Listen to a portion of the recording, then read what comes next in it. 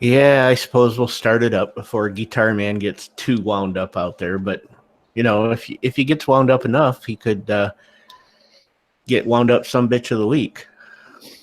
So He's got competition. Oh yeah, you got competition already? Well, I guess it is Thursday, and we didn't have one last week, so there's two of them going in there. Hello, everybody. Welcome to Orange You Glad. It's not the closer. Lucky number 13. Tonight we're going to talk about Sellouts, Salesmen, Shills, presenters, and reviewers, and maybe do a little bit of NRAAM stuff, talking about B-roll, because I don't know about. Well, nobody else in here. Oh, Tardot went. I don't know about Tardot, and I don't know about Snob, but I know because he may come in later. But I know I've got a ton of B-roll that could go out. So we'll talk a little bit on whether that could stand alone as a video, if anybody's interested in that, or if we should just eat it. So we'll introduce the panel here. We'll start from the great state named after a band, Kansas, where we've got Gizzard. Indeed. And in celebration of the color orange tonight, welcome to Orange You Glad It's Not the Closer. Give him the bird. Thanks. Or fuck around and find out. One or the other. All right. I've got that one. Indeed. I've got that one up there. I've got a little bottle of hoppies like that sitting over there. Have you been in my basement? I never tell. Nope, they're still here. Or are you here now? And I just can't see you. That's scary. Oh, welcome, Gizzard. Thank you. And we'll go to an unfree state, but a free man living in an unfree state. Kingpin, how you doing? I'm pretty good. I actually got something for you too. Hold on 1 second. I picked this up a couple of days ago, and I thought that you might like it. Orange Pez. Cool. As soon as I saw it, I said, I gotta get that. So, see, I'm changing lives here. That's what I do. Thanks for having me, man. I appreciate it. Thanks for coming in. And coming from the state that's giving Pennsylvania the finger, Mr. Rich White. Hey, how's it going, everybody? See, and you're bringing the fire, bringing that high energy, coming in hot. And just, like I said before we were on the air, I'm just wore out for being on Caliber Corner. That's all. Well, were you on Caliber Corner for 15 hours? Because no, that was last Sunday. Not this past Sunday, but the Sunday before that, man. It was a marathon 15-hour day right there. Went from one chat to another. And Gizzard, he went out at 14 hours and went to bed. Some of us have to work, man. Gizzard tapped out. Yeah, he tapped out at 14. Well, thanks for coming in, sir. Yeah. And coming from, I don't know, it's not really that free of a state, but it's not bad. It's definitely better than Illinois.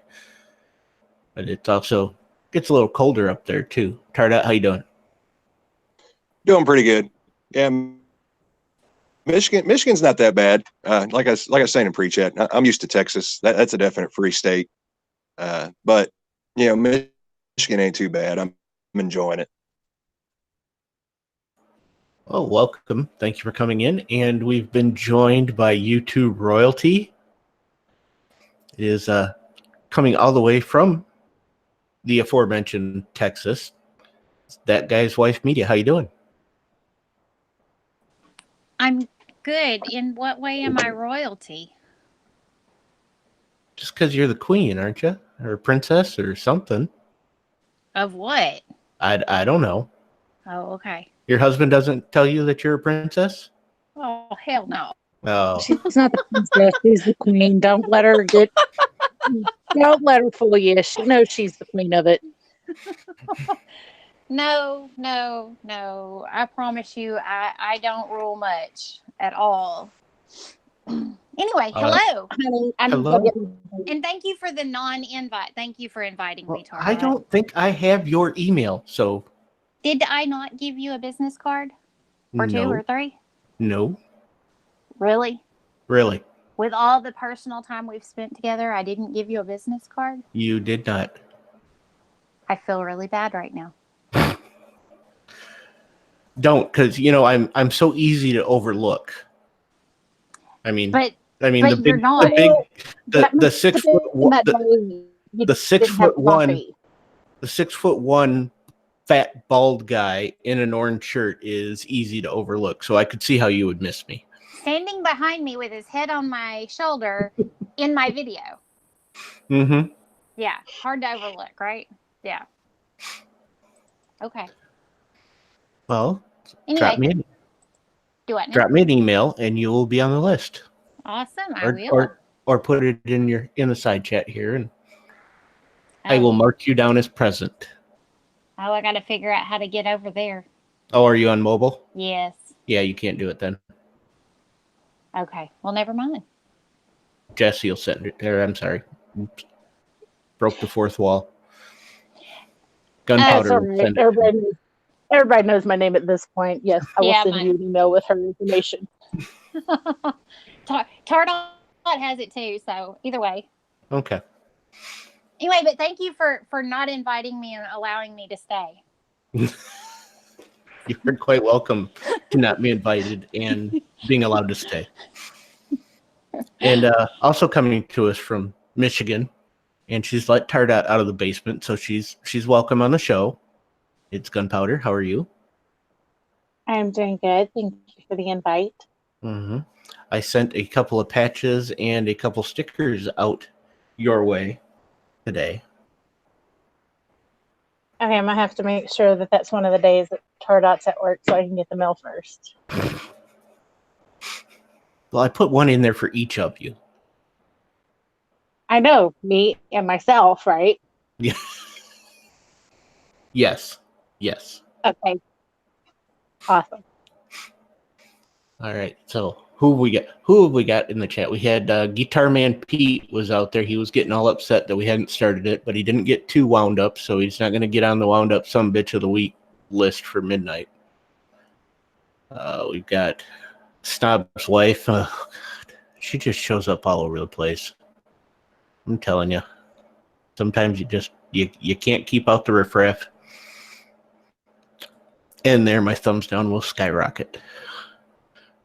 Gizzard Gary is out there and in here. Tardot's out here, there and in here. Rich White is out there and in here. Scott P79, how are you? Got Guitar Man Pete, who's still not working on getting wound up. We got California Cucumber. The what was a pickle? Well, it's just pickle. Pickle's out there. Oh, Mad Sexy's changed his name now. Got Gun-Toting Pacifist is out there. Midnight Range, again, the riffraff just shows up. Blue Steel 44 is out there. Vanessa Kitty is out there. Hello, Vanessa. 2 Live Moo out there repping that cow life. 7 Wonders. Now we just got to wait until 7 Kinky Wonders shows up. Hill Climb, Ohio. JB is out there, otherwise known as Armament and Axes Jr. Kingpin is out there and in here. That guy's wife, Media, is out there and in here. Ohio 45 ACP. That gentleman gave me a Magpul mag with a logo on it. I believe I can tell you what logo it is because I believe that has gone out, but I'm not going to because I'm not sure. Rob D, New York Outcast.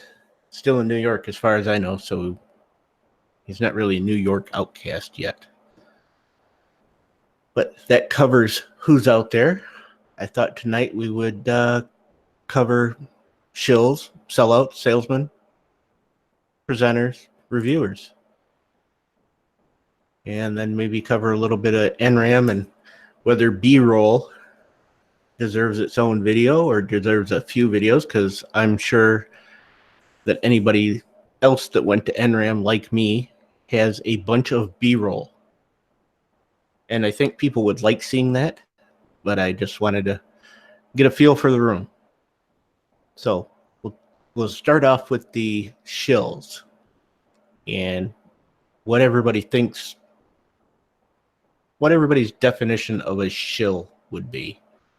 I'm going to start with the, forklift guy came back in. I don't think we introduced you, forklift guy, because I think you dropped out. So joining us also from the great state of Michigan, we have forklift guy. That is a good point. That is a good point. So, are you able to talk, forklift guy, or are you just listening for now? Oh, I'm able to talk, at least for the time being. Yeah, sometimes it's either too loud in the background, or people come up to me with silly requests like, you know, fix this door, make this machine run again, or why won't the robot move? Or how dare they? I know, it's like, why don't they call maintenance? I'm the forklift guy. So I thought we'd cover. Thought we'd hit you first because I know you've been known to have an opinion or two. So, what is your definition of a shill? I guess a shill is somebody who doesn't really believe in the product they support. I know there's people out there that don't like people getting paid to do product reviews. I don't have an issue with it. And even if you accept freebies or payment to do something you don't believe in, I mean, I don't know how many of you guys have ever worked a job where you were told to do something that you didn't agree with. It wasn't illegal, but they told you to do something and you didn't want to do it. But that paycheck sure is nice, especially when you got kids and a wife at home and stuff. So for me, I guess a shill is somebody who they don't actually use the product they endorse, or they don't actually believe in it. It would, you know, recently I come across a situation where I was asked to do a product review, and I was really on the fence about it because anything I've reviewed, I bought out of my own pocket or something, and or maybe somebody gave it to me, but not like a company, like one of my friends or something, right? But for the most part, I just pay for it myself. And this is something that I would use, and my reviews sometimes are, you know, oh, okay, it's this, right? And it's not always like, it's the greatest, you should use it. But I was really kind of, I don't know how I feel about this. I thought about it, and I thought about it, and I talked to a few people, and I thought about it some more, and I decided this is what I'll do. If I end up doing the product review and you guys see it, that means I thought the product was good. It was fair to good, nothing bad, or nothing. Or if there are some bad points, I'll point out a few of the negatives, because there's a drawback to everything. I don't care what it is. If it's really bad, I'll just send it back to the company and not post a video. And I thought about it, and I said, yeah, for me, that's probably the best policy to have, no matter what. Whether I get a product for free, or I doubt anybody's ever going to pay me, but whatever. You know, a lot of people don't like the people they label shills, but when you're getting paid by a company, or you're getting free stuff from a company, or whatever it is from a company, it's almost like working a job. And what's funny is everybody's okay with Patreon and PayPal and Contributus and all those things. And for me, that's the thing that I don't like. That's freaking panhandling to me. I'd rather get paid to promote a product I can't stand than ask all my audience to pay my bills for me. So I know that probably pisses off some people. I don't really care. It doesn't matter to me if somebody does that. It's not like, oh, well, they Patreon, so I'm never gonna, you know, watch. No, a lot of you guys do that sort of thing. Just because I don't want to do it, or it isn't me, or, you know, I look at it kind of funny. It doesn't mean that I think you guys are doing something bad. That's the problem, is some people go, oh, he said this, it means that. And it's like, no, that's not what I said. For me, I would rather get a sponsorship from a company or something from a business, really, than, you know, asking people to pay my bills for me. So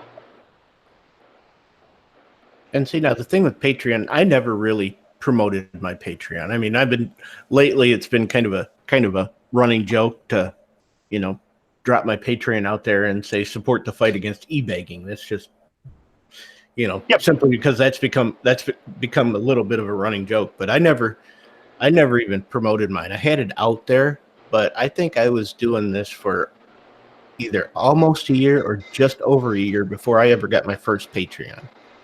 And it was fine with me, because if somebody wants to look it up and search me out and donate some to me, that's great. And I appreciate everyone that, supports me on Patreon. It's very humbling to me that anybody would give their hard-earned money to support my dumb ass. Right, and that's just it. If somebody says, hey, I want this guy to keep making videos, or I'd like him to get a better mic because his mic sucks, or something like that, I totally get that. I've sent people stuff to review or stuff to help them, shoot at the range or something like that. I understand for some people, they're like, you get me through my day at work, or you made me laugh, or whatever, and they want to, and that's fine. I guess it's just, there are people out there who abuse the whole Patreon thing in the same way there are people who lie about a product they do a review on.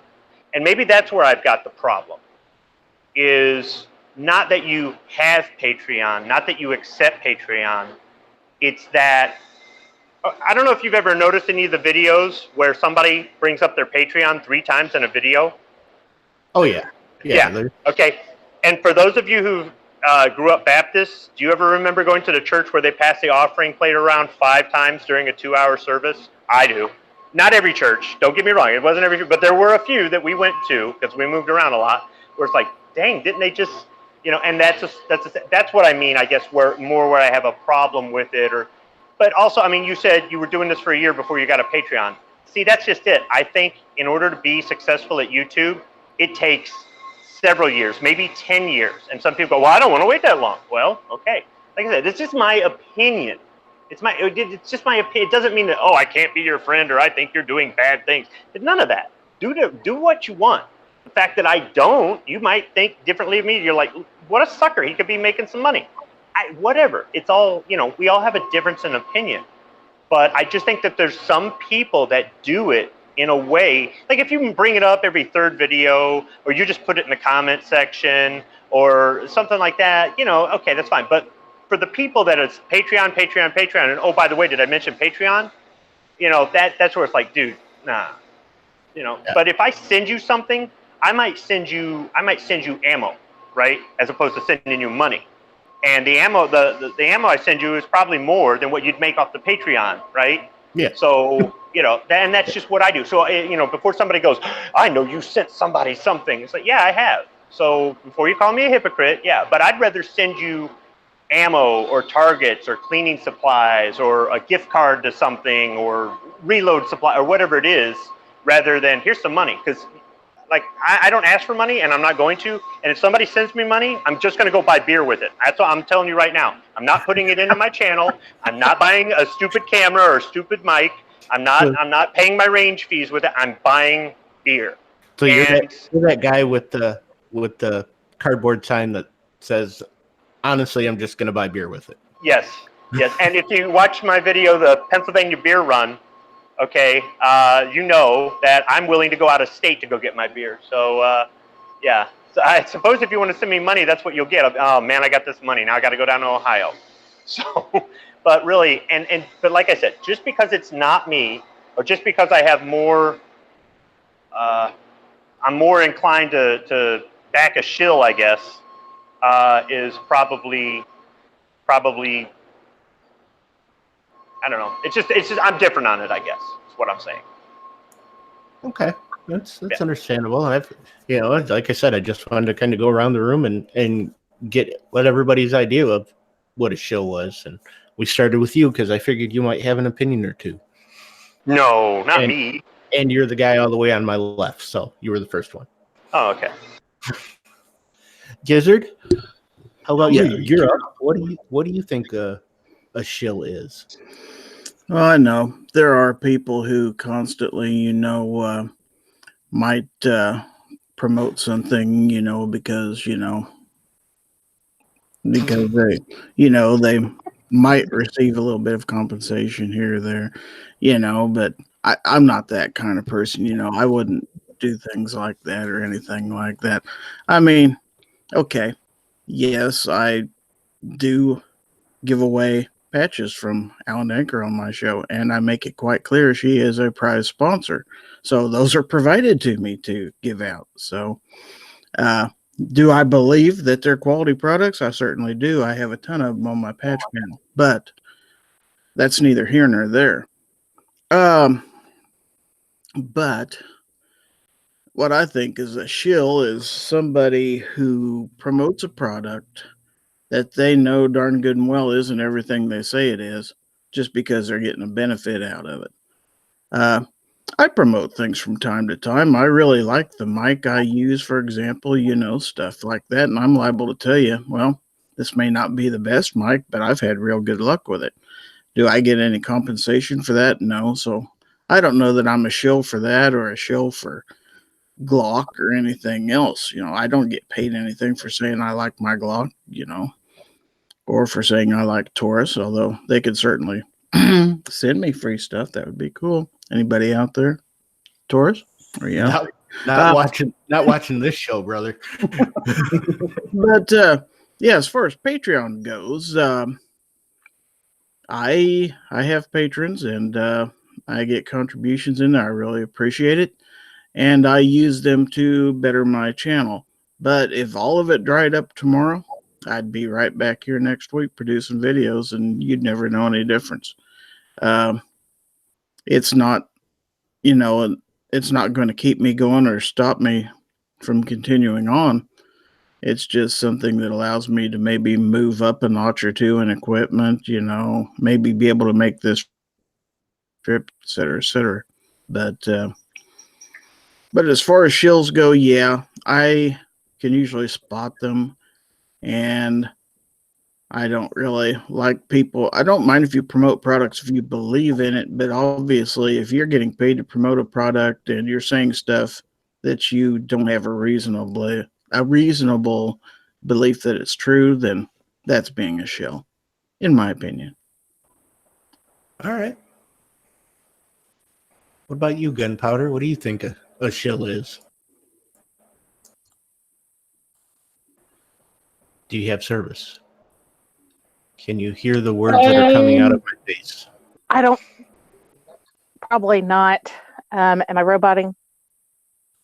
No. Not yet. Awesome. Okay, I'm not going to move an inch. For me, it's pretty much someone who says that they're set out to do something and then they don't follow through with what they say that they're going to do. I'm not going to name any names, but there's plenty of people out there.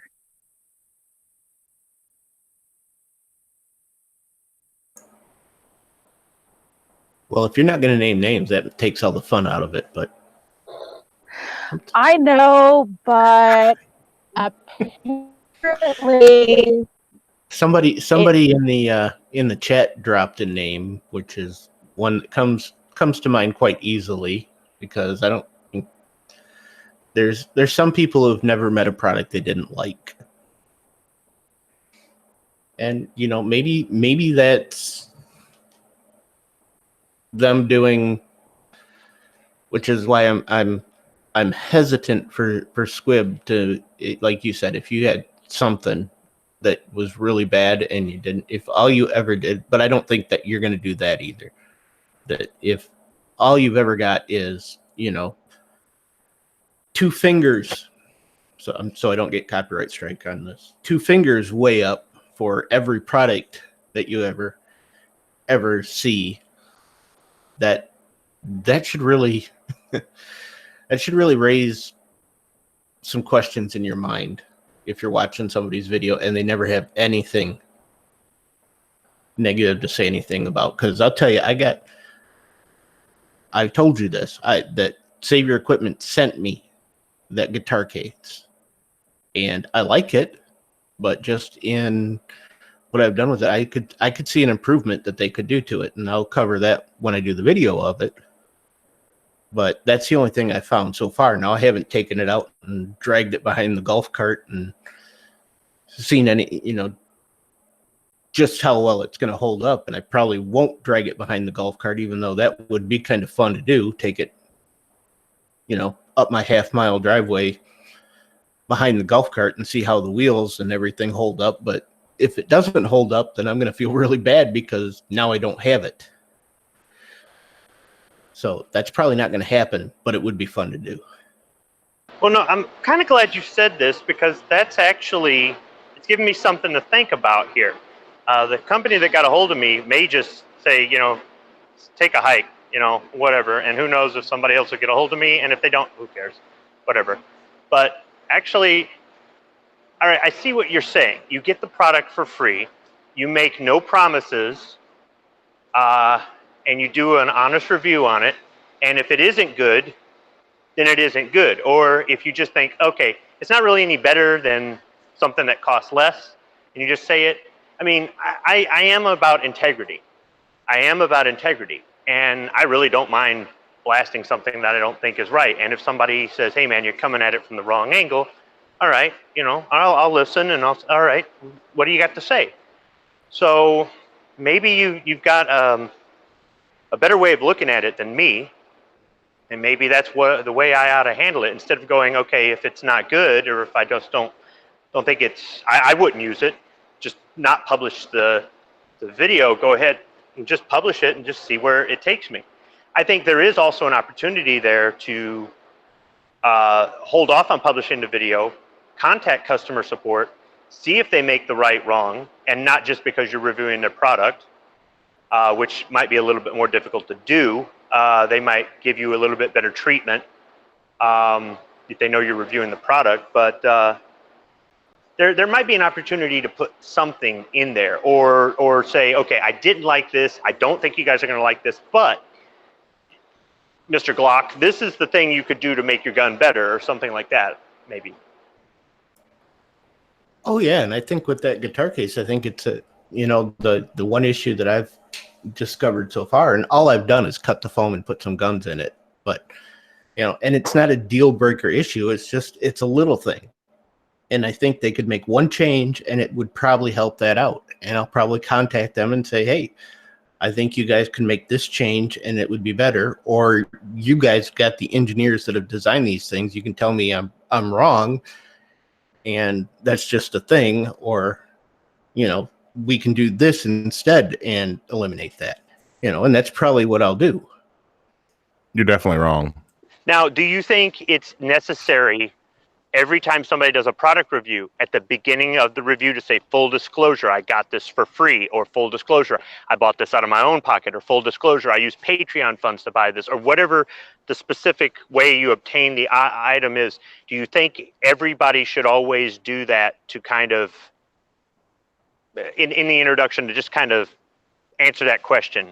Well, for some of them, you're obligated. Like legally obligated. If somebody sends you something and you're on YouTube with it, you have to mention that it was sent to you.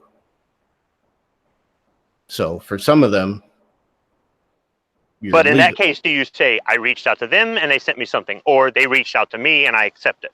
You know what I mean? How far do you take it? It's up to you. I'm not gonna break it down to I reached out to them or they just sent this to me on their own. I'm going to tell you this was provided to me, or this was, courtesy of, or they sent this to me.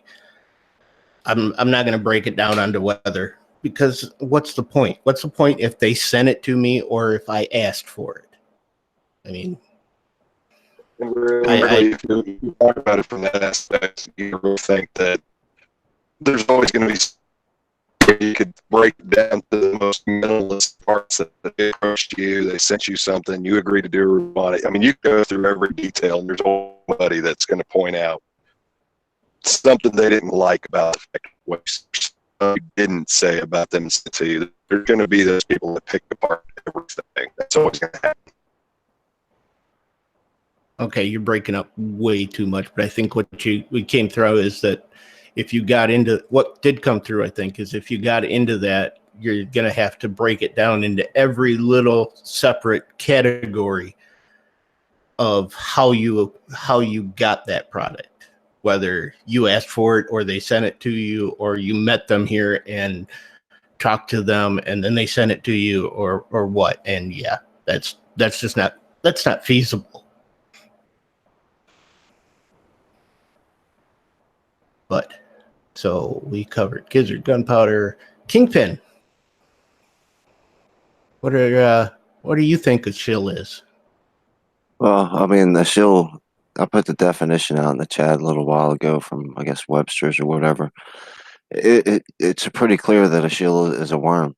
If somebody is lying to you about a product and you're depending on them, then because they've said that they're honest and they put forth this uh I don't know what the word is, but they want to make themselves look like they're honest and trustworthy and dependable, and then they're lying to you about a product. Well, that's definitely a problem. But is my question would really be: is this only a problem for social media or a problem for people's videos that we watch? Because I mean, if you look at the commercials on television, they're all shills. When the guy tells you that, shout out will get the blood stain out of your kid's football jersey with one squirt, we all know that doesn't work. Well, that's what we're going to cover. That's why we covered, we got sellouts and salesmen in there as well. Ancient Chinese secret, huh? All right. But no, for a shill, if you're just going by the direct definition, it's somebody who's lying because they're trying to benefit from it. And especially in the hobby and the passion that we're in, being firearms and ammunition, if somebody's lying about a product, that can be extremely dangerous. So that's highly problematic in my mind. I agree.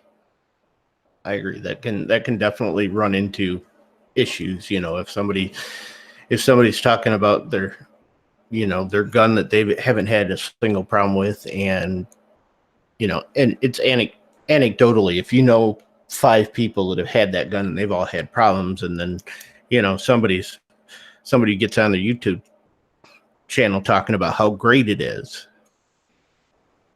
you got to wonder, did they get the one good one, or did they get paid for it or get it free or whatever?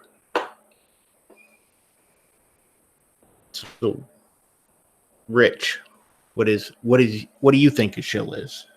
Are you along the same? Yeah, I think Never Enough Ammo is a shill. All he ever talks about on Monday night is The Walking Dead and Game of Thrones. He's in the pocket of big AMC and HBO. There's no question about it. He's never met a movie he doesn't like. Yeah, that too. The problem is that I don't think they'd ever given Walking Dead or Game of Thrones have ever given him anything. Well, I don't know. He's got that bat on the wall that he claims he made himself. Well, this is true. Did he make it himself? I didn't see him make a video about making the bat, did he? 38 Super Partisan says he's willing to dance for chicken, but he's got a broken collarbone, so you may want to rethink that decision. That might not be a good decision.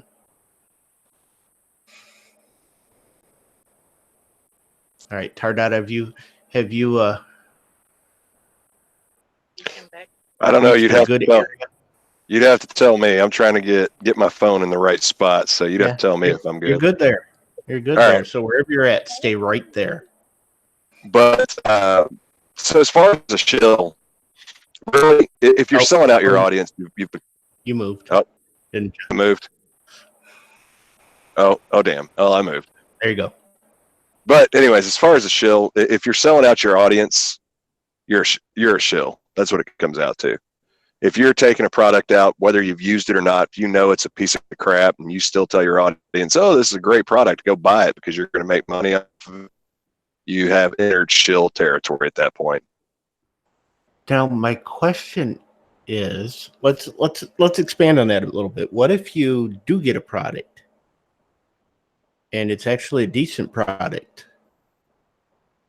but you're still going to get something for giving a really positive review for that? Are you still a shill? Not to an extent. I mean, if you're skipping over the bad parts of the product in favor of being able to make money off of it, you're still going to fall into that shill territory. Maybe the best way to do the reviews is to be honest about it, but it's not so much of let's do a review and just give a product 1 or 2 thumbs up. It's let's review the product itself. Let's go over the parts and pieces and what works and what doesn't. And, you may have a great product that you recommend to everybody to go buy, but if the parts and pieces are all good except for one, and you name off that one piece, you may have somebody that doesn't like it because of that one piece. They may not go buy it, but you may have a bunch of other people that still love it because of everything else. Okay, so you said that if you get the product for free and you do an honest review and you don't like the product or you don't like something about the product or you think something could be improved, you should say that because you're doing an honest review. But if you get paid and you don't like the product and you still give it a positive review, that's a bad thing. So why not, if you are getting paid to endorse the product, if you believe in the product, whether somebody else likes it or not, it doesn't matter. It's whether or not you believe in it and you get paid, then that's okay. But if you review it and you determine that you don't believe in it, you don't like it, you can't back this, then at that point you return the product and the check for $4,000 to the company. And then when you're doing a product review and you have a review where you give it a bad review, that's something that you got for free and you weren't getting paid. So that way you can still get paid and not lie. And then on the ones that just, this is garbage and I don't care how much you pay me, I can't lie to my audience, you send the check back. How's that sound? See, I'm not against if somebody, if you get something for free and you want to send it back because you don't feel comfortable doing a review on it in the end because you feel like you can't be honest about it in a video. I'm not against anybody that wants to say they're going to send it all back. That's fine. I just know there's a lot of people that don't. Now, that's why a big part of my thing is to say, you need to look in detail at everything and at every part of a product. You can get a good review out talking about that product itself and just talking about all the details of it and the intricacies, and instead of just trying to say, oh yeah, good product, oh yeah, bad product, because to me that's just way too vague of a review to sit there and just say good or bad. You really kind of need to talk about all the points of it, because to be honest with you, when you go, even if you say details matter. If you say a firearm is great, yeah, it could be great for me because taking a line from Paul Harrell, it may fit in my hand just perfect, but there may be somebody with some tiny hands that it don't fit in. I feel like you misquoted Paul Harrell just a little bit on that. Well, just a little bit, but how much responsibility does the audience have in all this? As far for example, my gun reviews are pretty basic. They're, hey, here's the gun that I've got. Here's what it looks like. Here's how to take it apart and put it back together. Thanks for stopping by. Where Travis P11 is going to go in depth into the specs of the gun and how it fires and the ammunition that's best into it. So if you're coming and looking at my video and I say, hey, this is a cool gun, I like it, there you go, thanks for stopping by. Am I a shill because I didn't tear it apart and do all that kind of stuff?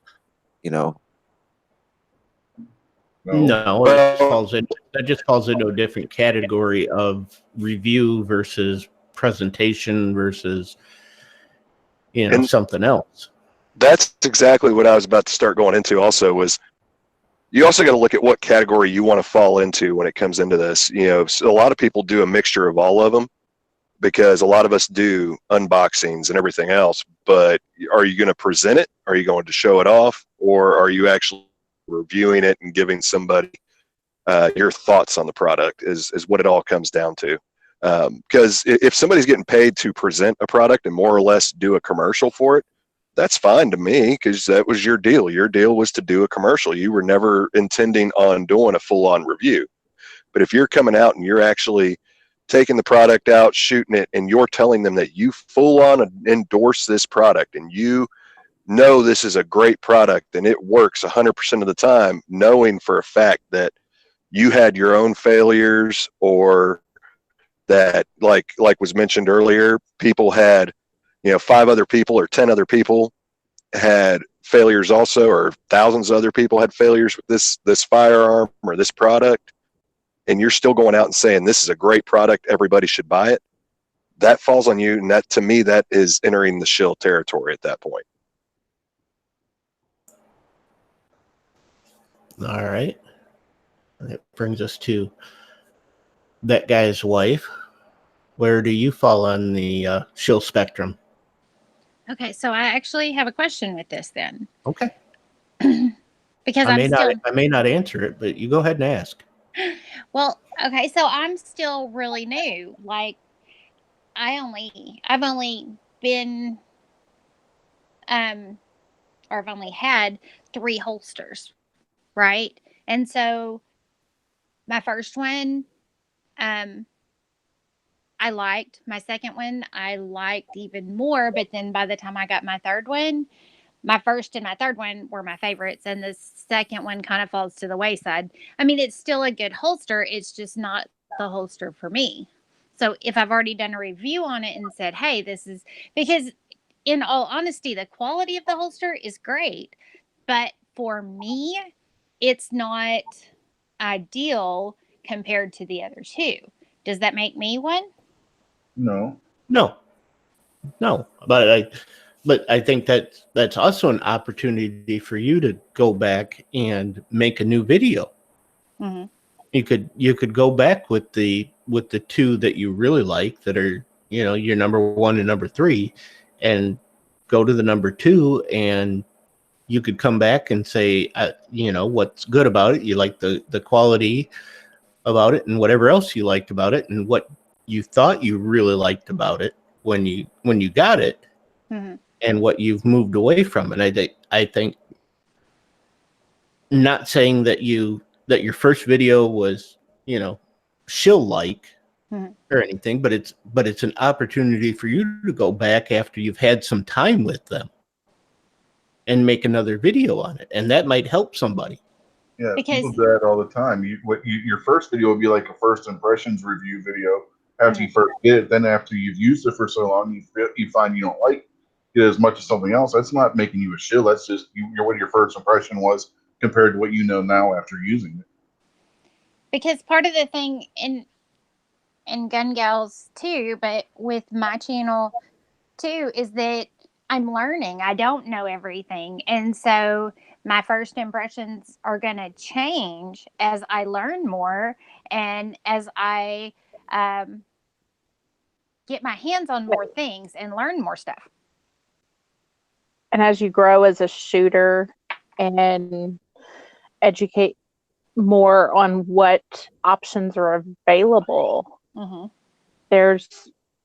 I think that's really the great thing about having the YouTube channels, is you get to see not only the education, but you also see the growth of the channel from where you start out with, your first holster, thinking that this is the perfect one for me. And then you saw another one and you're like, okay, this one might be the perfect one for me. I really enjoy that. That's something that we can do with our channels, is learn and educate ourselves about what options are available to us for carrying.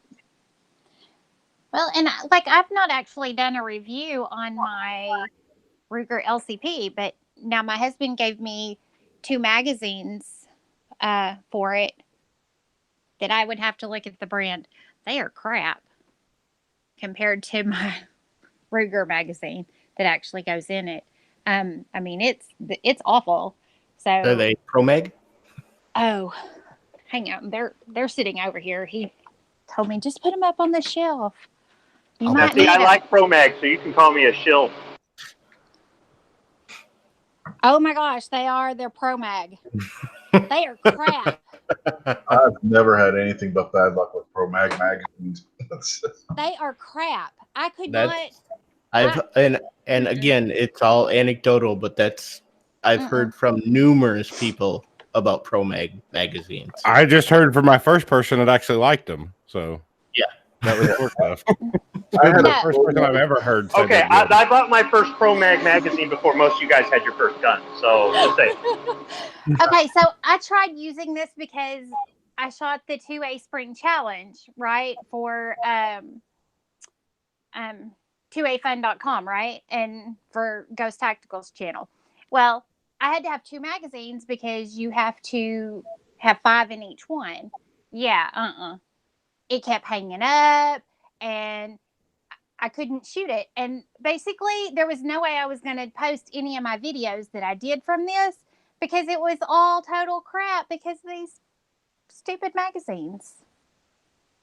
So I don't feel bad. I had a Pro Mag AK mag that wouldn't even lock into the rifle. So it was absolutely useless to me because I couldn't even get it to seat into the rifle, let alone use it.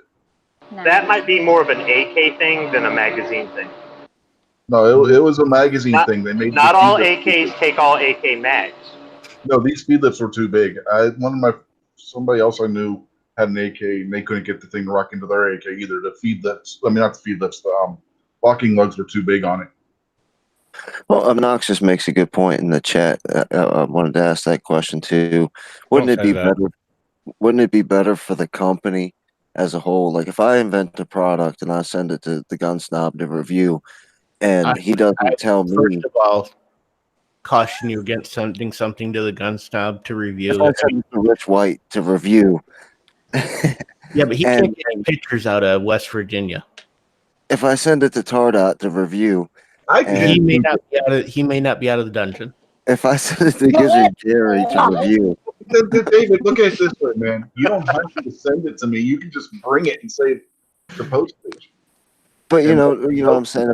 If I've got a product and I want it reviewed, isn't it better for me as the product maker on the beginning end to know if it sucks or not?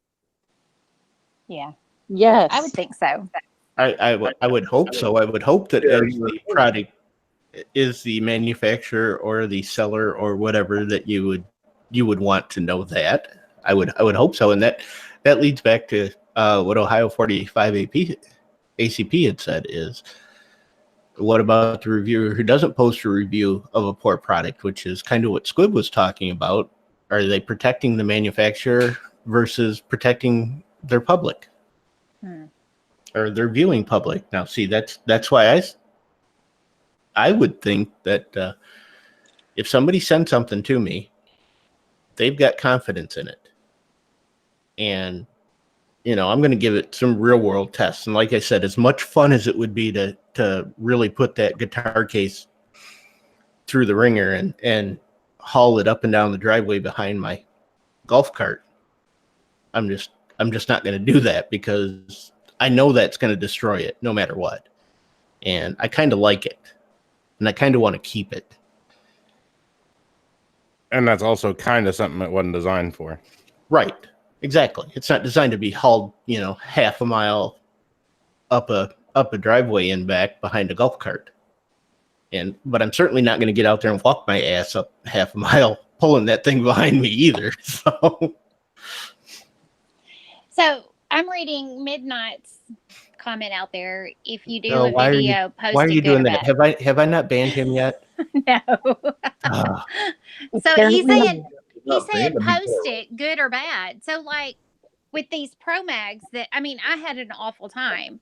So I should go ahead and post that video because it was ridiculous. Did Pro Mag send them? No. You bought them on your own, then I would definitely post it. If I bought them on my own. Now I've seen other people say that people that buy stuff have got a bias because they don't want to admit that they've got that they bought the wrong thing, or that, yes, Sarge, I will review some of your patches for you. Just you got my email, or you got my address, so send them to me. Send me a whole bunch of them, and I'll review every last one of them. And just another question. So who are these people that these companies are paying bukus of money to basically do a commercial on YouTube? Who are these people? Somebody with so many subscribers that it's worth it. somebody with so many subscribers that it's worth it for them to pay them because they're going to reach a larger audience. That's why sometimes I don't understand the people that haven't been doing this for a very long time or only have 100 subs and they act like they got like 1.5 million subs and they've been doing it for 10 years. It's like, no, it takes time. Be patient. I mean, I don't even have 200 subs, and I've been doing it a little over a year. And I mean, yeah, I mean, I'm not freaking out over it. I don't freak out over because I can't go live or anything.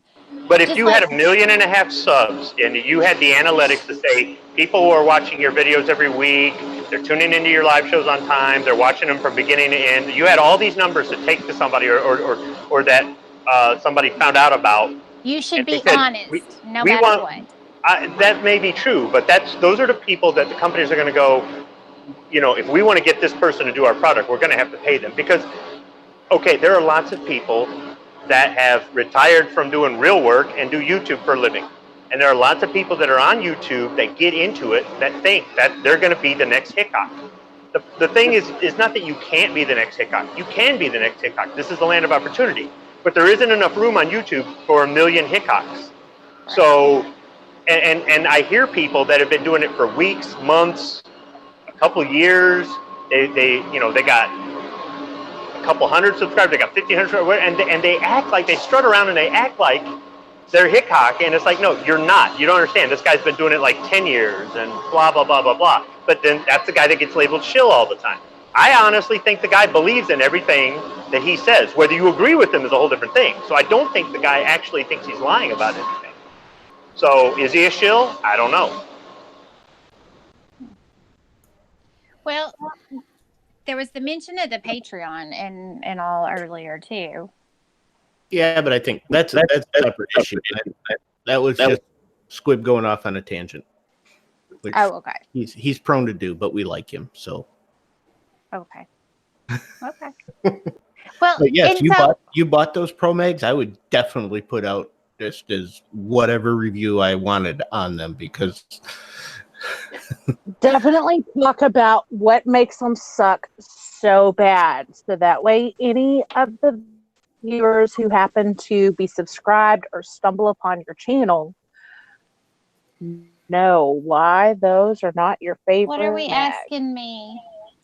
The carry belt that Clover hooked to 2 trucks and then blew up with tannerite. Did somebody send that to him, or did he buy that? I don't know. Okay. Y'all act like I keep up with him, and I don't. All right. I thought he'd bought that one, but I could be wrong. I honestly... That's been a while ago, so... I honestly don't know.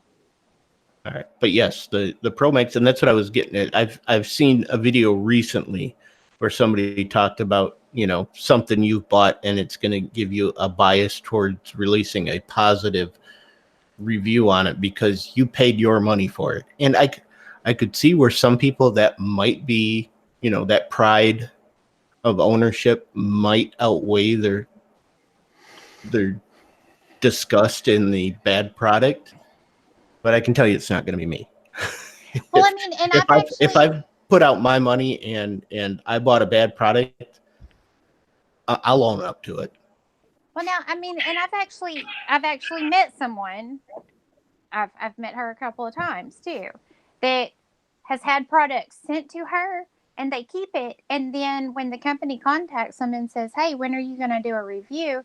They're like, "Oh, well, we need you to pay us this much money before we'll do a review on it." And see, to me, that's a little crazy. That goes into a different category from Shill. I would say that borders on sellout and maybe something else I haven't even thought of. Scum? Yeah. Well, I've met that person. So all of you guys are saying that for the right price, you wouldn't sell out. Uh-huh. I can tell you that I wouldn't. I don't need any money from anybody. From anybody? Okay, you may have the lifestyle that you're satisfied with, but there are lots of trailer park people on YouTube that want to get rich quick, and if they got offered some money, they would jump right in on it. Oh yeah, yes, there's plenty of people out there that would do that, but you're asking the people on this panel, and I can tell you that I wouldn't. I mean, they're not going to offer me life-changing money. They're going to offer me buy myself something. No, that's why I said that I didn't set a limit. I'm talking about even if it was life-changing money. Whether depending on what your level of life change is, what your level of life change is may be 10 times more than what somebody else's. All I'm saying is everybody's got a price. I don't care who you are. I'm a very honest person. I'm a bluntly honest person to the point where I piss people off by telling them the truth because I don't like being a yes man. But for the right price, I'll be a yes man because it sure is nice to be able to buy my family nice stuff and be able to provide for them and stuff like that. And if anybody thinks any less of me, think less of me. I don't care. I'll be laughing all the way to the bank. So, saying. Okay, I can see that. But at the end of the day, this is me. I have to live with what I did and what I say and what I do. You promoted a product that's junk. You didn't kill somebody. There's a big difference. Well, there also comes back their own, but I have to be comfortable with what I do. My word and what I say matters. And so for me to sell out, it doesn't matter what amount it is. It's not worth losing who I am. If you could retire before you're 50 and put all your kids through school with no debt, you wouldn't sell out. I would. First of all, I love working. And my husband pretty much is retired anyway. And so I do what I want to. And I got to work because I enjoy going to work. I think there's like Obnoxious was talking about in the title earlier, the difference between the salesman and the shill. Because, like I said, the definition of a shill is somebody who's lying to promote a product or promote an agenda or whatever it might be. And it's clearly dishonest. I mean, that's why it's called lying. But then when you get into maybe a little bit of what Squib is talking about, if Ferrari came to me and said, here, you can have this Ferrari and here's $1 million to go with it, talk about how great of a car it is, I'm taking the cash and taking the car. And I'll do a commercial. I think that goes into a commercial versus a review. I think maybe Tardot touched on that a little bit. In my opinion, a review is you're telling me that this product is quality and I should go out and spend my hard-earned money on it or recommend it to my friends. Where a commercial is, hey, we've got this for sale and you should buy it because of reasons.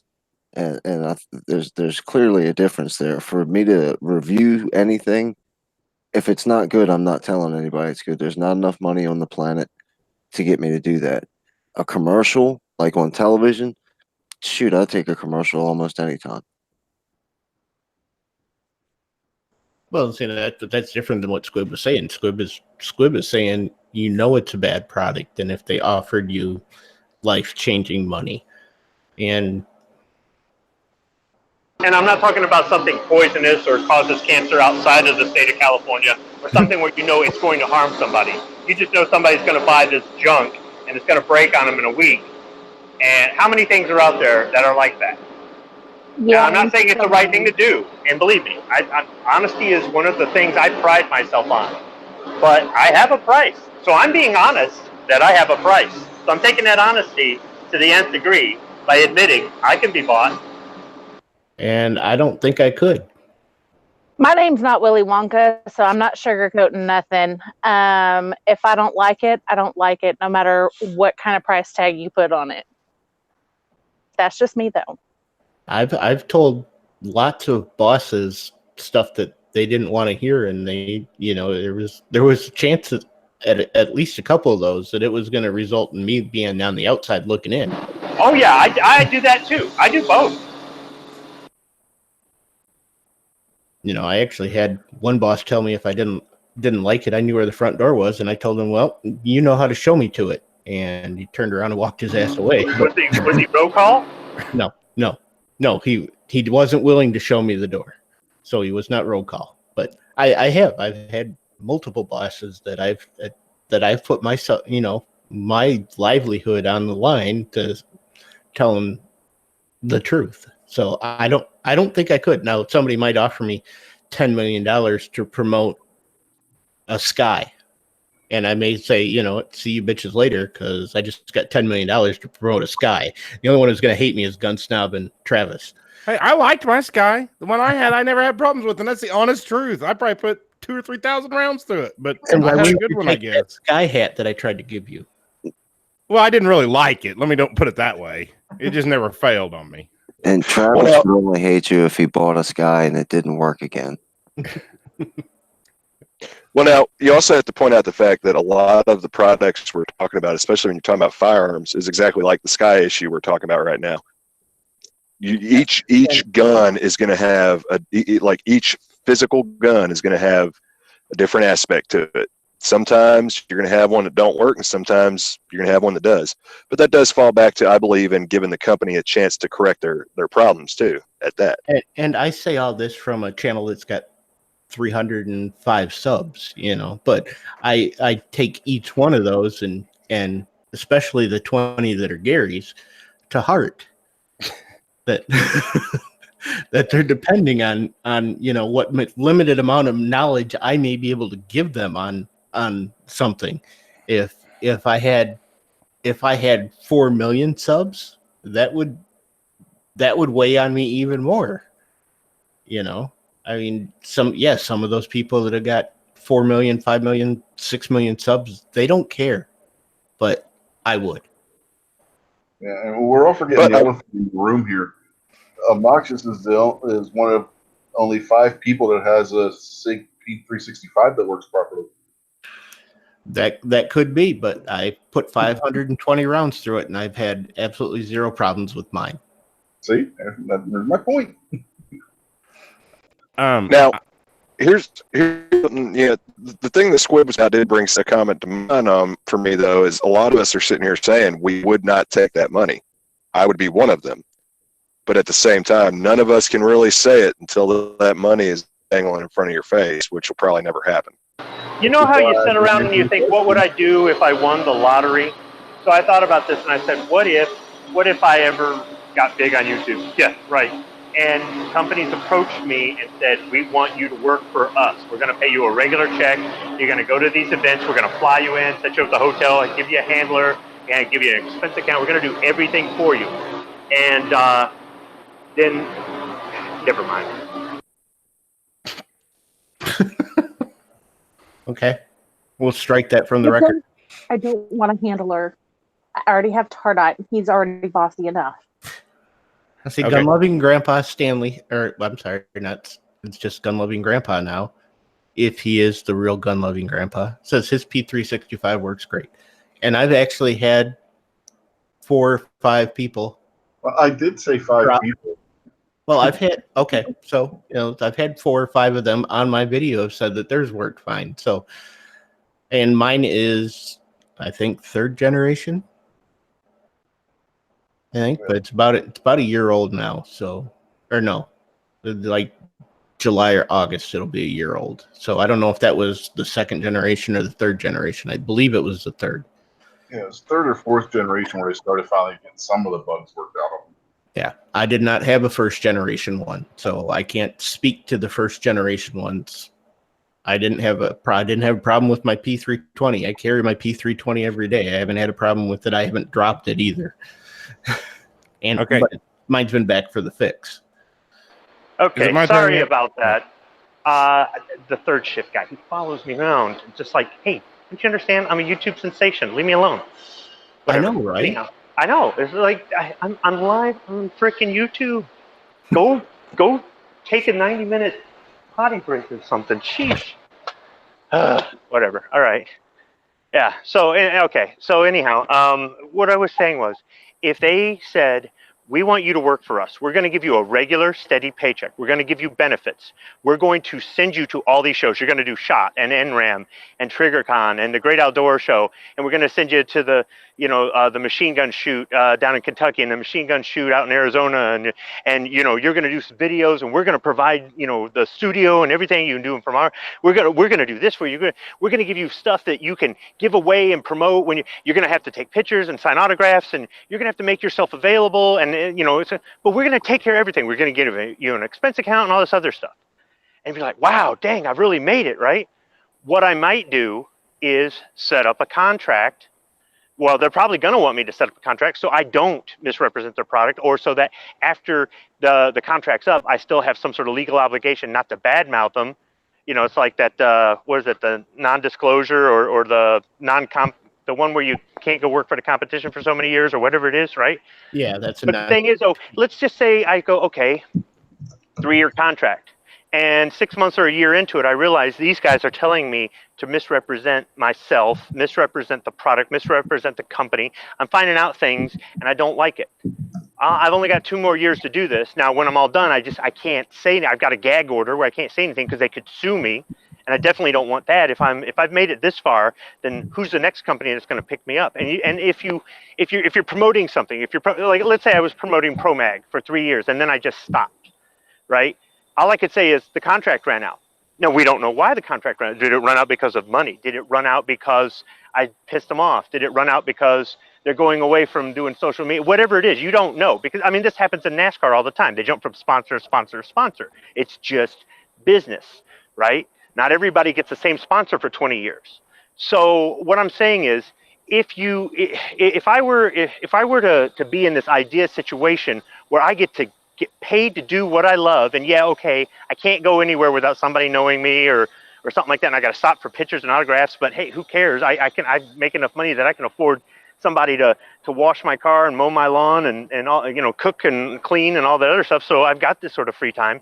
At that point, I've got to say to myself, if I don't feel comfortable doing this, at least I know the contract's going to run out and I'm out of this. I can go to the next one. The only thing is, if the next one ain't there, then I got to go back to being just a regular guy.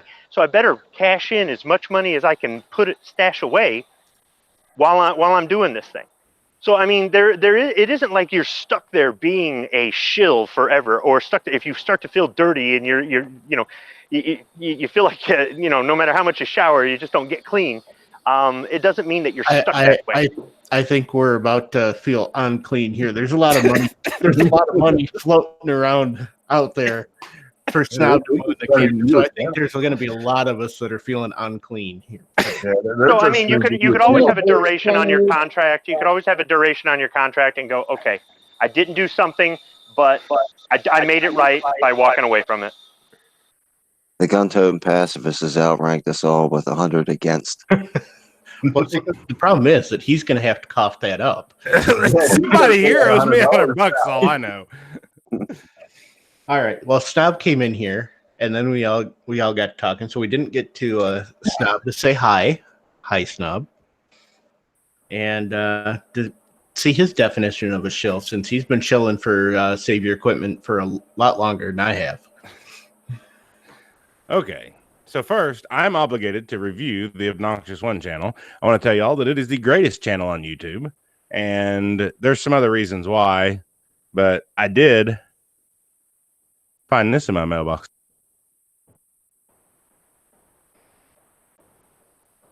That's right. You sure did. You're, why are you muted? Sorry, I had to do it just to be a smart ass. Tardot did it to you. It's not your mic. Tardot did it. Oh, I thought I was muted on here. Did I just say all that without talking? Yes, you did. You said, I found this in my mailbox, and then there was nothing. So, screw him. So, yeah, you see why I keep him in the dungeon now? Yeah, put him back now. So, yeah, I have to give the Obnoxious One channel a positive review. So, for Foghorn Leghorn. I've been showing all sorts of stuff lately. I got 2 of those. Yeah, screw you. Gary just mooned everybody. Gary's mooning everybody. I mean, they got High Point money out there in the chat, so it may happen pretty soon. I'm just saying. So what High Point money? That's towards G2C money right there. Yeah, almost High Point carbine money. So I mean, I'm shilling for everybody. I got alien gear here, and dagger defense. Here's some tandem cross. So the trouble is nobody sent me a check with it, but Dagger Defense did send me a T-shirt with it. Oh well, then you're definitely shilling. Yeah, but it's only like a large and extra large. I don't know. Did they not see your videos? I know, that's what I said. You want me to wear a medium or what?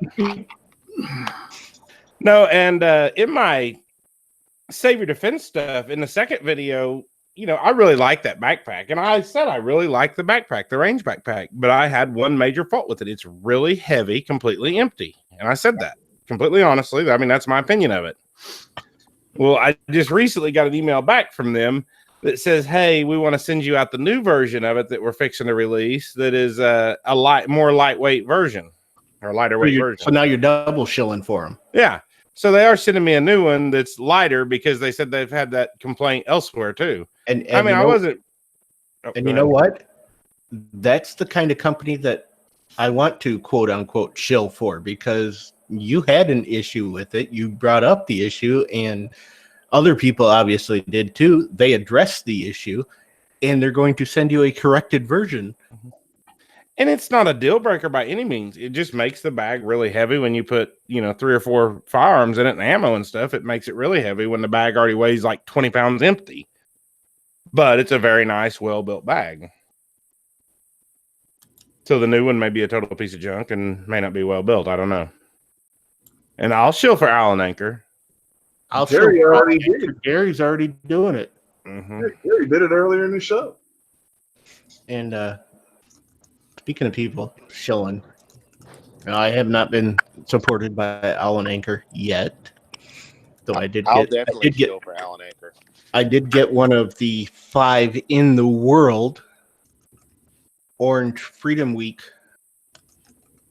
patches. So I will definitely shill for Allen Anchor, but I'm going to dig through and we're going to do a giveaway. So why don't you guys talk amongst yourselves about sellouts for a little while? And I know this one's really. Why don't we let Sarge tell his story on it before you there we go. Do that? Because he hasn't got the speak. I suppose. All right, Lawman, what do you think of shills? What's your definition? And then we can move into sellouts. I think if you purposely give a positive review for a product that you know is bad or didn't do well for you, that's a shill. If you bring out the good aspects and still cover the bad, but then follow it up with the good on a product that you think needs a little bit of work, but you still believe in, I think that's okay too. I mean, I think it's okay to minimize the bad. No, don't eliminate it. Don't skip over it. But if you think it's a salvageable product, just like that bag you were just talking about, you like it, but it's a little heavy. I mean, some people may focus on that it's heavy, but you focused on the fact that you like it. And that's the other thing. People can't tell you what's important to you. It may be important to you that it's a good bag and you like it. Yeah, it's a little heavy, but I can deal with it. Some people get so stuck on their own opinion that they think everything they think is correct. And if you're a little bit different, then you're a shill, you're a sellout, you're whatever. So some people need to relax a little. But I've got a product that was sent to me to T&E, and I filmed a video. It didn't work the way I thought it should. I talked to them at SHOT Show, and I don't think I'm going to re-record one. Actually, while listening to this video right here, just now, this live stream, I think I'm going to package it up and just send it back to them, because there's enough reviews out there of it. If I'm not really happy with it, I'm not saying it's not going to work for everybody. It's not working for me, so who am I to try to give a good review for it, or just an honest review, because I'm just not happy with it, but other people are. So people can get their information on this product from other people, not me. So there's my opinion.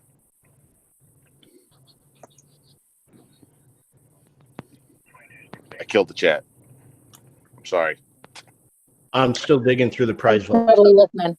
I'll do a little bit of selling out and chilling right now. If everybody wants to check out the Rebellions channel in the chat, that's my boss's son, a good friend of mine. We work together every day, so he's gonna start doing videos here soon. So go check his channel out when he starts putting videos out. What's his name? I don't see him. The The Rebellion. Rebellions. I Yeah. see it. Is he in the chat? I thought I saw that name pop up. Yeah, he's in there. Well, we will check him out based on your backing. Your opinion. Now, if he's crappy, I'm going to call you a shill, though. I'm just saying. Oh no, he's definitely going to be crappy. It's not going to be good. Oh, okay. Well, as long as you're honest. That's what I said. I wanted to shill. Now, what Squib was saying, there is nothing wrong with being a spokesperson, but you should probably choose a product that you like to be able to live with yourself, because you just won't do a good job if you're completely against a product. You just won't do a good job. No matter how much they want you to, you couldn't promote, like even High Point, you couldn't promote it as the best firearm in the world. That it's, it should be taken Says over the who? law enforcement market. No, but I'm being dead serious. Like, it should replace the Glock as far as law enforcement. It can do this, that, or the other. You could promote it as to what it is. Hey man, it's a cheap gun. It works. It goes bang. Yeah, it's heavy. Now it doesn't look the greatest, but it will always work. I mean, you could promote that, but you couldn't lie about it. So you kind of need to, if you were that sought after, if they were going to give you life-changing money, you would probably have your choice of what product to be a spokesperson for, and you probably ought to pick one that you actually like instead of something you don't like. Well, I think that's the best point been made yet. Yeah. I mean, I would easily do a product review. Well, I mean, I do them for free, but let's say I'm one of these weirdos that get paid for it. I'm calling them weirdos because I have, millions of subs and have none. But no, yeah, if you get the choice of, say whatever brand, X brand versus V brand, and you hate Z brand and X brand you love, why not go with that one? It'd always be, if you're going to be a spokesperson, you better market yourself to a product you actually like. That's just like, I like a lot of different guns, and I've thought about this, like, what if, as I start to wind down my career, maybe I put more emphasis on YouTube, and, what if I was able to do this as a job? Would I want to be sponsored by like one gun company? And I just don't know. I'm not going to say I couldn't, but I don't know that I could. Now, could I be sponsored by some other products that I really like? Yeah, but I like too many different guns to get locked in. Not saying I won't change my mind, but I'm just going to throw this out there. I could be sponsored by, AlanAnchor.com or PorkyPiggin.com, and oh yeah, get like $5,000 a month to promote their products. So, I'm just throwing it out there. I got something better than $5,000 a month. I got 3, not 1, not 2, but 3 limited edition thin blue line C4 defense patches in my order today that I did not expect. I was so happy when I opened it up and found those. You know what I'd be happy about? If I just had, my patch I ordered like 5 months ago. You didn't order it 5 months ago, and I just got them in my possession today. And what do you know? One not really mean tweet, but one honest tweet, and they released my money today. So now I can turn these things loose. It's not always about money. I'd be willing to say I love Glocks with a smile on my face if they could get the third shift guy to quit following me around the factory. What he doesn't know is we pay the third shift guy when the rest of us want to talk. Oh, is that the secret? Yeah. Am I going to have to start another B channel called Third Shift Guy? Well, yeah, this guy kind of got bored, so I guess deal with him now. All right, we're going to do a pellet cleanser here, as G would say, and do a giveaway. And to whoever wins it, I have a Gun Broker shirt in medium or 2X Your choice. Either skinny or fat. Yep. Either my size or my wife's size. We have one of So wait, the... is that medium? Is it medium or medium? It's medium. I'm assuming. I haven't tried to put it on. My wife hasn't tried to put it on, so I'm not sure. We have a one of the 2 Hornady patches that I got because I took the other, or stickers because I took the other one. Have a 1791 gun leather keychain that I got from my local gun store because they had a whole bunch of them that 1791 had left there. And they let me take a whole bunch of them. So that was Atlantic Firearms in Stokesdale, North Carolina. I'm shilling for them because they gave me a bunch of free keychains that they got free. I have another Daniel Defense patch like last week. I have another Thompson Center koozie. I have another Bandit Custom Coatings keychain bottle opener. We have a Hogue sticker. We have an FN sticker, which you can't see because it's white on white. And I have crappy internet. We have a Smith & Wesson Performance Center decal. We have a CZ custom pin. An FN patch. A Geisley patch. A Night Vision patch. Not the Foghorn Leghorn, though. Those are all gone. Have a Stag Arms patch. Have an FN Firearms lanyard. A little Glock. Stick it on the back of your phone wallet. A Walk the Talk America rubber wristband. We have this decal, whichever this is. I'm not sure. Does anybody recognize that logo? Because I'm not familiar with it. Have I got it upside down? Have I got it? Is it supposed to be like this? I don't know.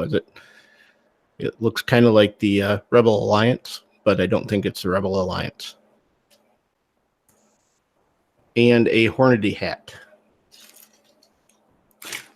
And this will be open to even the people on the panel because I'm confident in this one that somebody's going to have to have watched me and it's going to have to know the clap.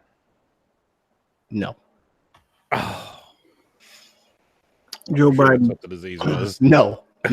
It's nothing that simple. What was the first gun I purchased in North Carolina? Henry Big Boy.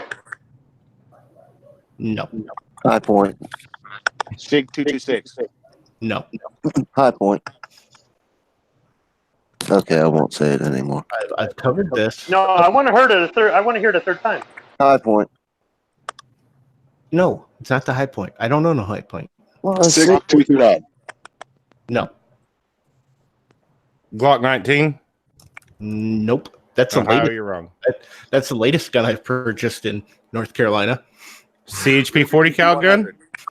Nope. Ruger GP 100. No. Dan Weston 1911 and 357 Sig. No. 357 lever action. No. Black Hawk, Black Hawk? No. Dan Weston. Red Hook. Nope. Sig Legion. Nope. 22 Henry. No. Is it the one where the eagle flies to the background, like when you first got here? No. This is the first one I bought. Sig 365. Nope. I'm just reading the chat. An AR-15. Nope. I'm just reading the chat. SDVE. Nope. Guys are K31 Swiss? You guys have brought up every gun that I've bought in North Carolina, I think. Except Springfield XD. no. Misha says a gun. A gun. He is partially correct. Glue This gun. guy. Grease gun. No. Staple Who's gun. partially correct? Nail gun. Well, Misha said a gun. Sigma. No. 870. Mossberg. Oh, you guys have I'm just reading the chat. Mac 10. Mac 10. No. A super soaker. I will liven this up a little bit. It sat at the local gun store for about 3 months while I waited to get my concealed carry license. That wasn't the CHP gun? No. I was thinking that one set. Or is that just because you bought another gun that week and had to wait? I bought another gun that week. Taurus TX22. No. Wrong, That was man. scary. No, 9mm. SIG 2022, whatever that is. 320. Taurus 85. Nope. 226. You guys have literally named off like every See? gun except this one. I'm literally just reading what the chat's naming. Well, so. no joke. It's I- not like we got it first. FN 557. I don't even know what a five is. Midwest FN Ruger 57 maybe. Rex 01. No. LCR. Ruger LCR. GP 100. Is it Ruger LCR? Nope. I don't know. Baby 1911. I did that. Nope. 338 Nerf Pua. Nope. I think we've listed off every gun that's made except for the. Except for the one, and how you have not Where's the listed fender? off. Guy MP5 Vapor Trails. No. GP100. Scott. 100 has been said like 3 times. And that, Ruger Security 9. no. There was a Shield. Speed 6 though at the SP 101. no. SP 2022. No. I said that. Nobody gives a shit. I win. MP So it's Shield. midnight range.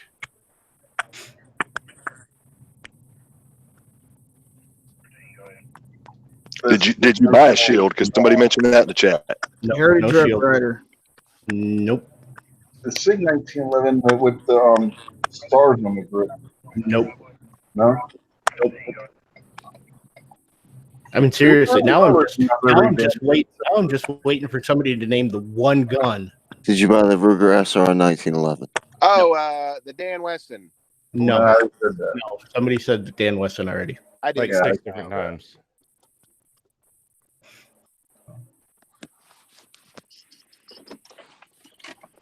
Blessed Bear. No. Mayor's No. Leg. Not a Sig Legion, not the Mare's Leg, Nighthawk Custom. not a 229, not a Nighthawk Custom, not a Madeus. I mean, literally, you guys have named off that. We've gone through every gun.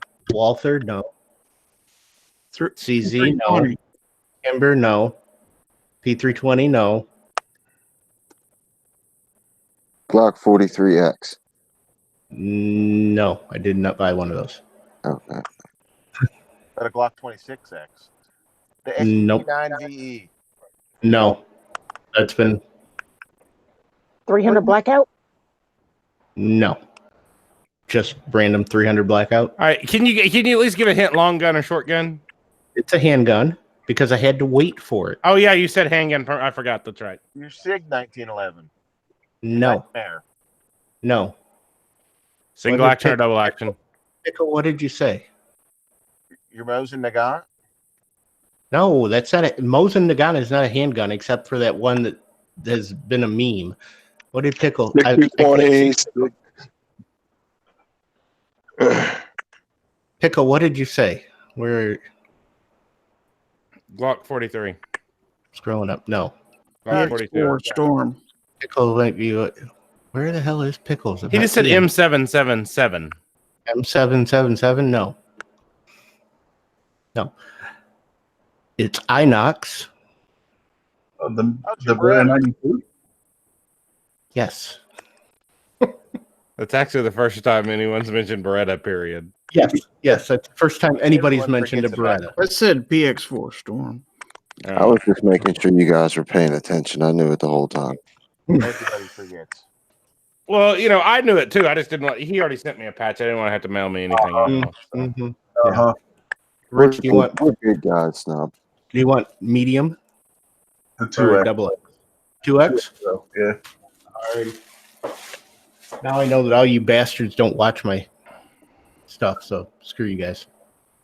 I'm gonna go back. Double XL. There was a I'm song going- about that. I can't remember how it went or how to sing it. I'm going back to my dumpster fire. I can't. That was. I mean, how do you guys not mention?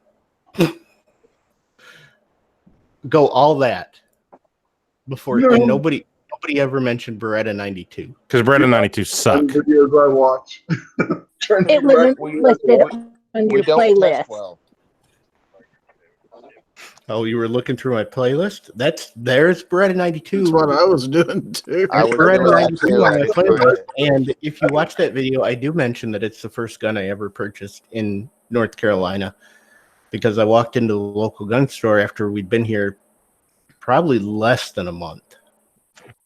And it was sitting there and it just, and so I bought it and it sat there. I'm sorry, what did it do? There was actually Why did it take you so long to get it? because Rockingham County, you have to be a resident for 6 months before they'll give you a pistol purchase permit. 6 Or months. you have to have, yes, or you have to have your concealed carry license. So See, Tardot, there are places that are more strict than Michigan. it is ridiculous. And if you were going to go, which was the first one I brought home, that probably would have been the Mosin that I bought in North Carolina. So I bought like 4 milsurps before I could bring home my Beretta 92. But yeah, my county, you have to have 6 months residency before you can get a pistol purchase permit, or you can get your concealed carry license. So I had to do that, and then they took the full You live in 90 a high days. crime area. Yeah, they took the full 90 days to approve it afterward. But yes, the most recent one is. Oh, you look like me. Damn, snob. Yes, the most recent one is a Gen 4 Glock 19. Oh, did you just happen to go buy that because you had a set of sights for it and somebody told you to go buy one for the sights? That's not the only reason I bought it, but I'm not saying that it wasn't up there. Why'd you go with the 4? It wasn't up there in the decision-making process. I have a Gen 4 Glock 19 also. Why'd you go with the Gen 4? This one has the crappy. What's that, Sarge? Why did you go with the Gen 4? Because that's what they had at the pawn shop where I sold the camera equipment that I wasn't using. Good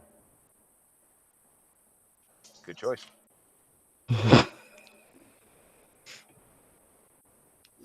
So yes, I'm not saying that was the entire decision-making process, but I'm not saying that it wasn't in there.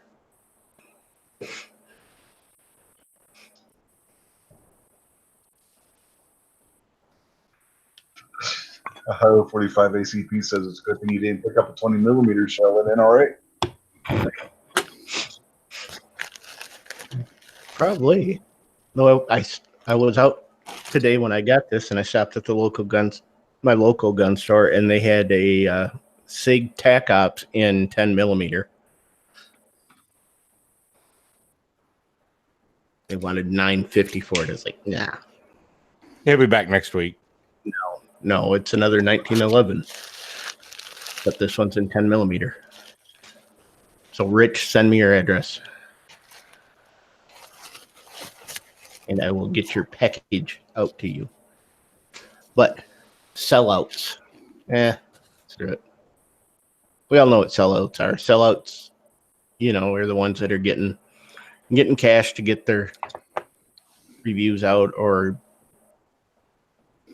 getting big. What would someone who doesn't even form their own opinion and only goes against everything that's popular just to be the antagonist and rant and rave about everything? And I didn't mean to use rant and rave as far as roll call goes, and just rant against everyone just to become popular. Would that be a sellout? I don't think that's a sellout. That's a squib.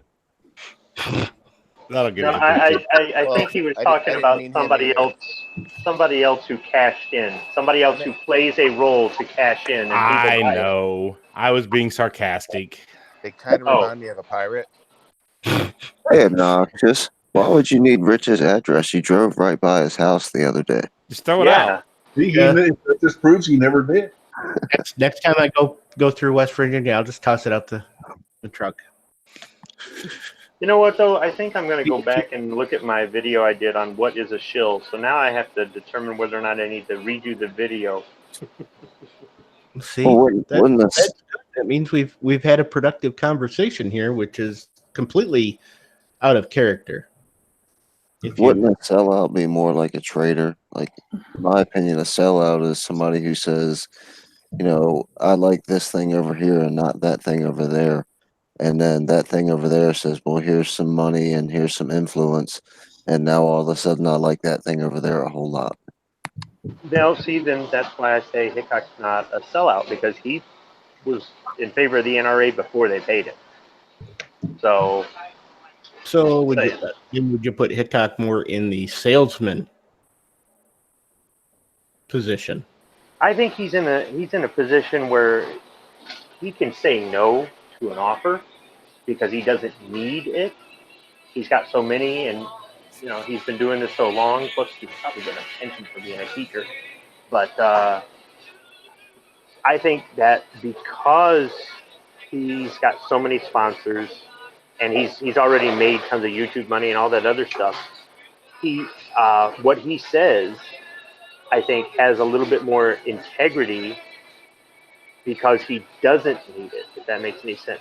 I'm not saying that you have to agree with what he says. You know, the fact that he never seems to not like a gun, I don't get that. But I've heard other, big channels have the same thing. They love every single one.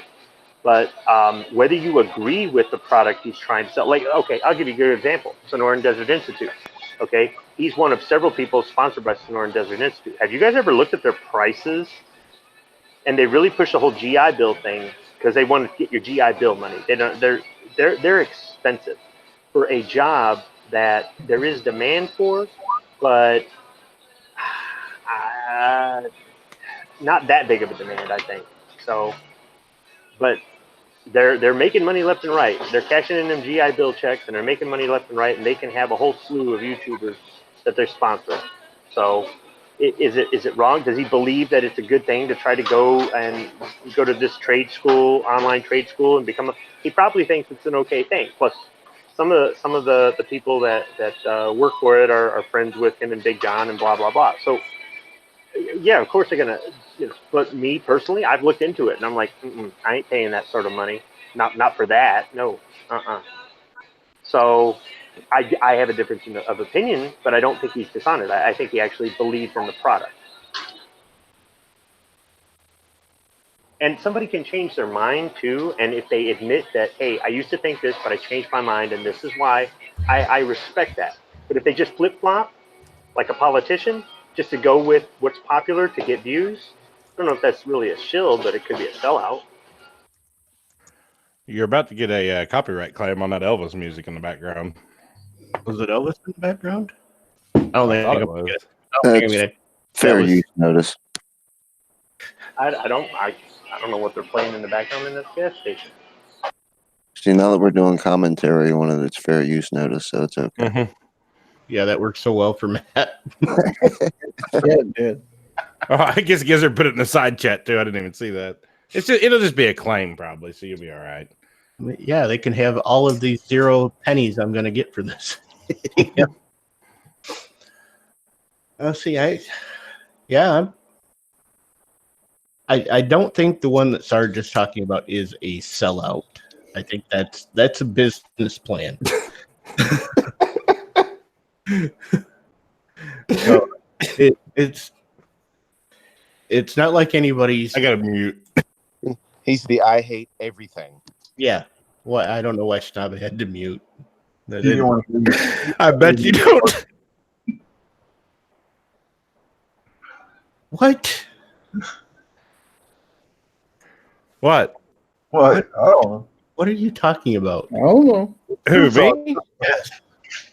Are you saying Are you saying that I'm contrary and I just say everything against everybody? Is that what you're trying to get at? That's not No, what I'm not saying at at all. all. I'm just laughing at Sarge. He laughed so hard that he farted and almost pooped his pants. You want anybody to know that? He sharded. I'm just genuinely curious on why Snob is laughing. Yeah, I bet you are.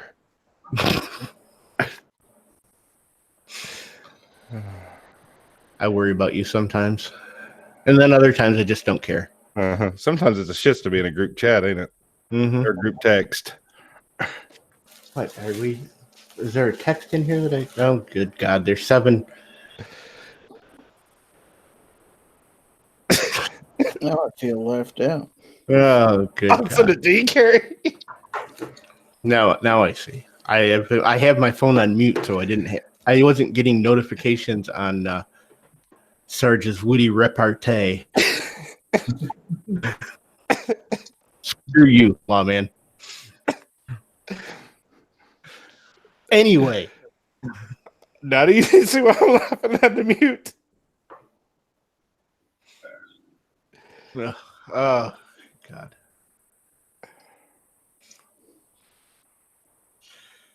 I hate you both. I hate you both so much.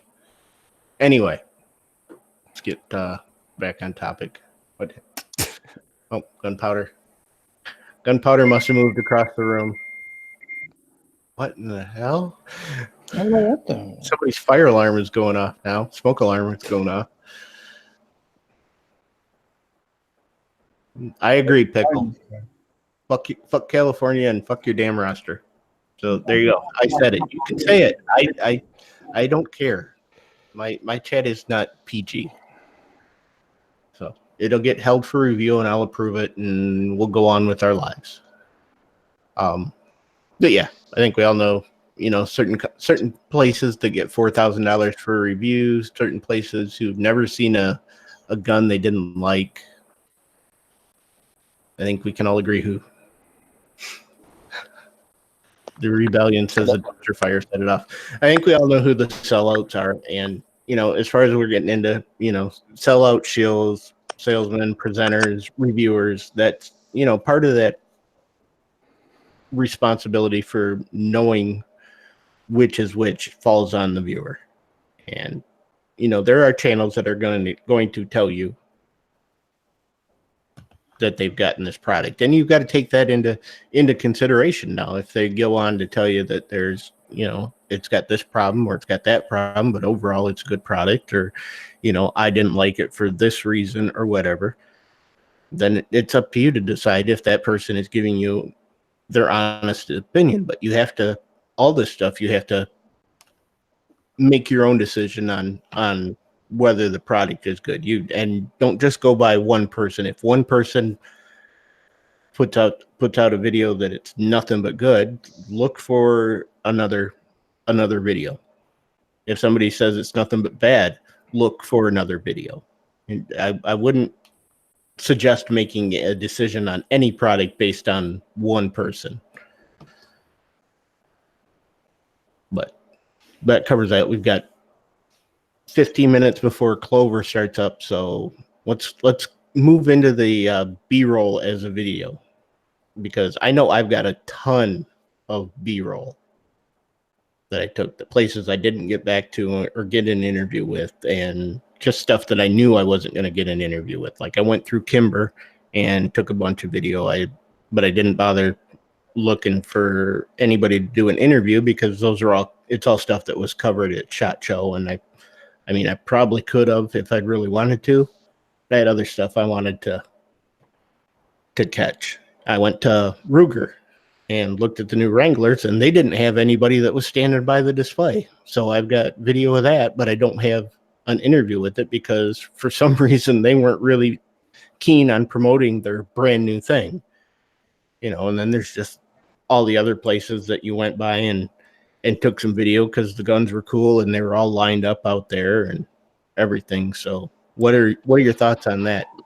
My suggestion for you is to take the B-roll, mute it, and then do a voiceover and tell people your opinions on things. Just use the B-roll as backdrop. It has Speaking nothing to do with what obnoxiously, you're talking about.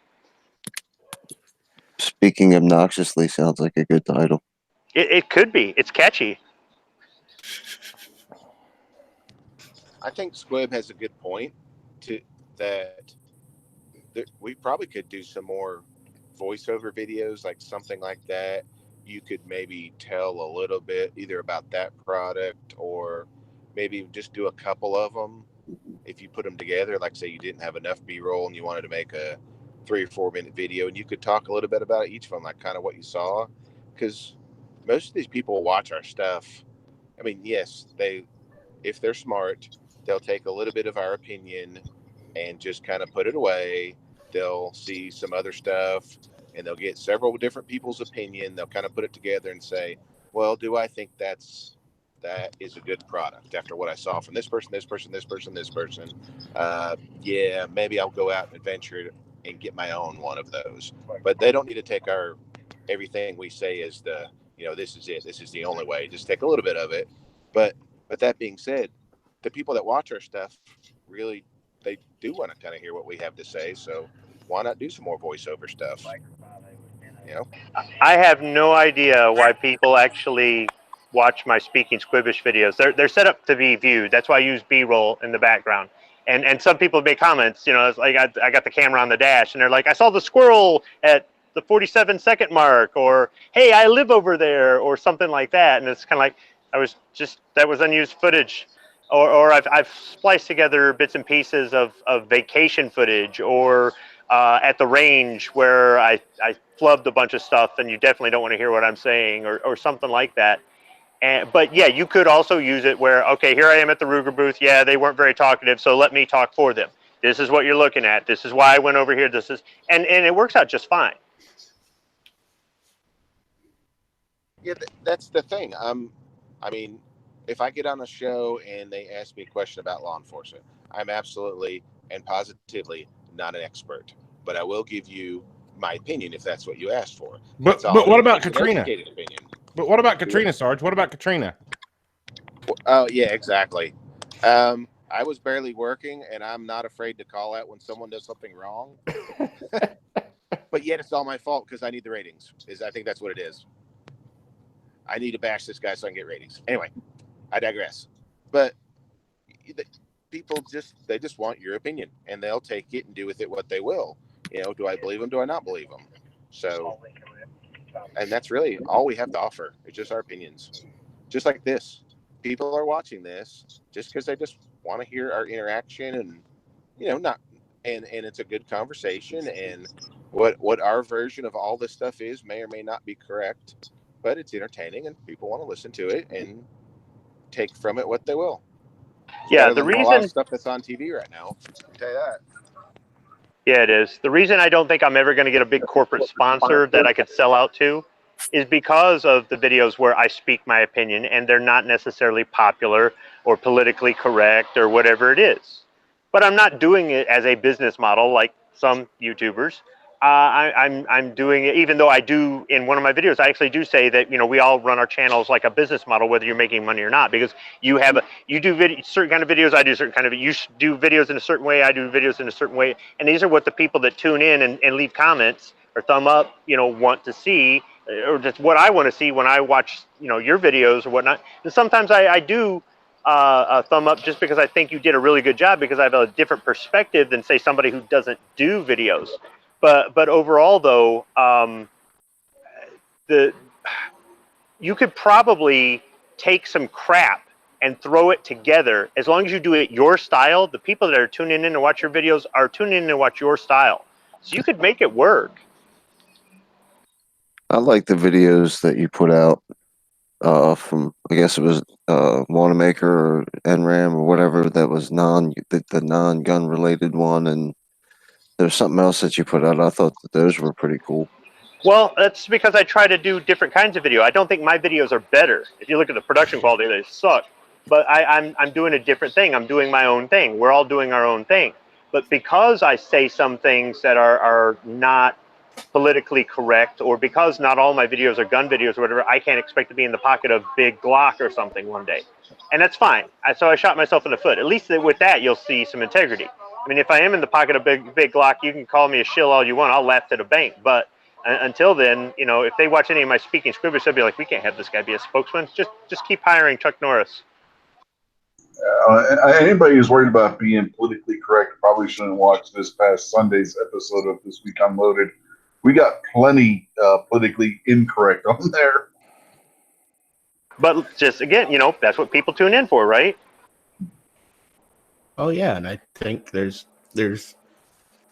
I don't think anybody that's worried about politically correct is going to be tuning into too many of our channels anyway, because we're not. And you know, some people get the, you know, they've got a PG, they want to keep PG rating on their video, but that doesn't mean they're going to be politically correct. No, because that's not who most of us are. We're people liberty. are subscribing because they like your personality. They're not subscribing because of any fancy camera tricks, and we all get hung up on it. I get hung up on it. It's bad or worse than anybody trying to improve my camera or my videos and trying to make a better product. I mean, 75% of the people that subscribe are going to subscribe just because they like your personality, or, you know, that's what it is. And you show cool guns and you do some cool stuff. It's not going to be because of some of the other factors. So that's what we really need to work on, is just us. We can't change much. We could slowly improve and see things kind of slowly change, but we can't radically change, because that's not why they're subscribing. They're subscribing because they like your personality, your take on things. And that's why people watch, you know, Speaking Squibbish, because they like your take on things. May not be their take on things, but they like that. Just like, I mean, you're brutally honest. I can't be that brutally honest. I can't. You can, and I like watching that because it entertains me, makes me think about things, makes me sometimes see things in a different way. That's why people subscribe. So you can't change that much. You have to be you. So I think as long as you're you could use B stock and make something that your viewers want to watch. Yeah, and Yeah. I'm The thinking viewers about maybe are doing watching some you kind of because they want to watch you. maybe some kind of voiceover with it, because I was actually just thinking of, you know, setting it to music and letting it run, kind of like I did with the Wanamaker with, you know, the Everything But Guns one that I did, and doing that. But I may throw in some voiceover stuff. I didn't thought of that. So I open it up in Movie Maker. I go up to the edit part and go over to the volume, slave the volume all the way over to the left so it's muted. And then as I'm watching it, I use the voice recorder app on my phone, and I just talk as I go along. And sometimes I got to stop and roll it back and do this again. But I'll watch it. I'll make a pass at it once, maybe, with audio to try to get an idea of what I want to say. Or I'll break it up into segments. Or I'll splice in some and then just use some dissolves or something to hook them together or whatnot. And just throw the voiceovers in there. And I can move the voiceovers back or forward a little bit if I need to, or sometimes I just scrap it all together, but it works. It does the job. So now when I'm doing the Speaking Squibbish, I'm just letting it roll. I have thought about a few times actually stopping and commenting on what the video is actually in the video in the background, and then going back to saying what I'm doing. But for the most part, when I do, like the NRA ones, there was a combination of some audio, but mostly because the crowd noise was awful. I don't know if you guys had that sort of issue with, you know, is some of this B stock that you're talking about just because the crowd noise was just so bad? No, You know? most of mine is B-roll, just because I went by, and like I said, I went by the Ruger booth and was gonna check it out, but they didn't have anybody sitting there by the new Wranglers, and then I went by the Kimber and got some footage there, because, you know, they got the new stuff that they came out with at SHOT Show, and I wanted to get some of that, but I wasn't really interested in getting an interview with them, because they weren't going to tell me anything. You know, they weren't going to tell anything there that they hadn't done at SHOT Show. If I'd been at SHOT Show, it might have been something else. And I'm guessing that that guy's wife left to go over to that girl's husband's show, which will be starting up here pretty soon. So thank you for jumping in, and I'm sorry you didn't get in a plug before you left, but go over and check out that guy's wife media. Check out her channel. She does a lot of stuff, and check out Gun Gals as well. But then, like the SAR USA, I went by and I got a bunch of B-roll there, but then I never got a chance to go back and really talk to the guy and get an interview with him. Go into their website, see if they've got a press release, and maybe use excerpts from the press release. Maybe, you know, you could even reword something so you're not plagiarizing, just as long as you don't alter any facts, and just use some information that they put. It's not plagiarizing. Well, okay, or plagiarize. I don't know, whatever. But I mean, you could just. But I mean, that's where you could get your information if you didn't have a rep to. You know, if you know what you're looking at, but you don't know the details or whatnot, it's out there online. Yeah. So, what's wrong with? Was there a SAR that you liked, or that you do like, or think's pretty cool? Oh yeah, there's a couple of them. Well, what's wrong with showing that B-roll footage? Talking Yeah. a little bit about them, and say, you know, talk about some of the key talking points, like Squid was just saying, and that you're looking forward to reviewing them in the future. Experiment with this. You never know if that video jumps up a little bit. Oh, hey, maybe you got a new weekly video to do. Maybe you do a B-roll video once a week or something. You know, don't switch your whole style, but maybe release those as like a reoccurring segment, or like once a week or once a month. You know, to see if it performs better than the others. I mean, I'm just gonna say you missed out by not visiting the Yeah. SAR. Because I got 1,224 views on that SAR video now. Yeah, I know. I should have gotten back to him. And I did get back and talk to him, but I didn't get back there to do a video with him. So I wish I had, but you know, there's a lot of things. I wish I'd gotten over to what was it, Hatfield and Utah's. Yeah. I wish I'd gotten over there because he gave me his cards while we were out there smoking. You know, I wish I'd gotten back over to Unique ARs. I've got theirs sitting here. I've got, you know, there's a whole. That was your first NRA show. You learned. Next time you'll be better prepared. You could even take some of that B stock and put it together and just describe what it was like to be there from your perspective. That's what I did. That's good. I got a couple of good ideas for it now. Thank you guys. There we go. But let's run through here quick and get out because Clover's going to be doing his nerd chat. Is it nerd chat or is it talk nerdy to me? Whichever it is, he's doing his thing at 11 o'clock. So let's run through quick and get out of here. Tardot's gone. So make sure you check out his channel, Tardot 357, and Gunpowder Beauty. Check out their channel. And Squib, what do you got? You got Speaking Squibbage coming up soon, or? I've got two of them that I want to release back to back. I just don't know if I want to release them now. They're nothing spectacular, but they kind of go hand in hand. I've got a closer video I would like to work on. Maybe I should get that done and publish that. Bawoosh. I haven't done anything with the Forklift Guy channel. I'm supposed to change it to Squiblift. I've got some video. I'm still backed up. I always said I sound like a broken record every time. I'm backed up. I'm too busy, but I'm backed up and I'm too busy. So I need to get some stuff out there. I will. It's never anything worth wasting your time to watch, but I do appreciate everybody who does. All right. Thanks for coming in, Gizzard. Well, check out my channel. Website is gizzardgary.com. 8 subs away from 500. We're about to have a party. You really don't have 500 yet? Not quite. What the hell? Let's see. Foul Territory tomorrow night, 9 Eastern, 8 Central. Give him the bird. Thanks for the invite. You're quite welcome. Thanks for coming in. Kingpin. Thanks for having me. Everybody check out Dead Horses Early Watch on YouTube, and it's better on gun channels. So that'll be on tomorrow, 9 a.m. Eastern. Check that out. All right. Thanks for coming in. Rich, you're up. Yeah, we got this week Unloaded Sunday nights at 8 Eastern over on the Unloaded Media channel. Like I said, this past week we got kind of goofy, but I think half of us were ready for bed by the time the show went off because we ended up filling in for midnight as well. So we had an extended edition of the show. We started out talking about gun stuff, but then we started going down a rabbit hole about a certain religion of peace, shall we say, and that this was special. So yeah, be sure to check that out on Sundays.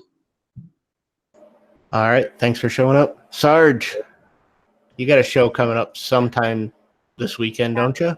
Saturday night at 11 p. Be back with Are You Being Detained? Excuse me. Be back with that. And I got some good video filmed the other day. I've got some family in and working a couple shifts. I cannot get this video edited, and it's very tough. My buddy, we're doing an unboxing of a brand new Sega hunting carbine, which he knows these AKs backwards and forwards. He tells me every way that's different from a traditional AK, but it's a brand new gun he's had it for a while. But we do an actual unboxing of a 2010 gun. It's been sitting in storage, so that's pretty fun. But he tells so much detail. I'm having a hard time figuring out what to cut out and what to leave in, because if I leave it all together, it's going to be like a 12-minute video, and no one's going to be able to stand that. So I'm having a difficult time, but I'm going to try to get that done tomorrow and maybe get it uploaded Saturday, because it actually turned out very good. So that's my most recent plan. So I might have a produced video and a live video coming out Saturday with any luck. All right. 12 Cool. minutes, Mark. Yeah. That's a cool video. Anything about AKs, you're gonna get people watching. Yeah. You're going to have people that are going to watch the whole I'm 12 thinking minutes. about doing, like, pulling where he goes through it from one end to the other, like a comparison video, like pulling, like, it'll have a little bit of overlapping footage, but like have another video with just the comparison, because he compares it to one of his other ones and tells you all the difference. Just things I didn't know. It's actually very interesting when you talk to a true Russian about AKs, they get all into them. So I bet. Too bad we still can't get those in America. I owned one of those at one time. yeah, this thing sat around in limbo for 2 years, apparently in storage, and one company must have gone bankrupt because one company's name has been taken off of it and a different importer finished the importation process. So it's really pretty cool.